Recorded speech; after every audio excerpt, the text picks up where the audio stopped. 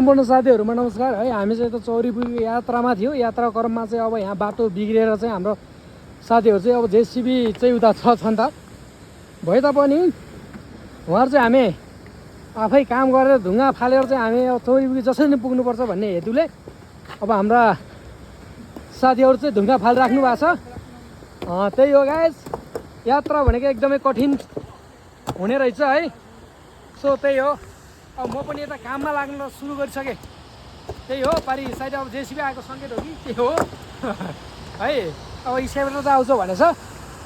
So त्यही हो, यहाँ पुरा बाढी यस्तो आएर है हामी चाहिँ गाडी पुरा रोकेर गाह्रो छ नि हो यार। हाम्रो साथीहरू ढुङ्गा फालिरहनु भएको छ। हाम्रो बाजे भोलाका सञ्चालक यता हुनुहुन्छ, हाम्रो जेन्जी ग्रुपबाट चेता हुनुहुन्छ, हाम्रा हिरो सर उता पारि। त्यही हो, यत्रो पुरा पहिरो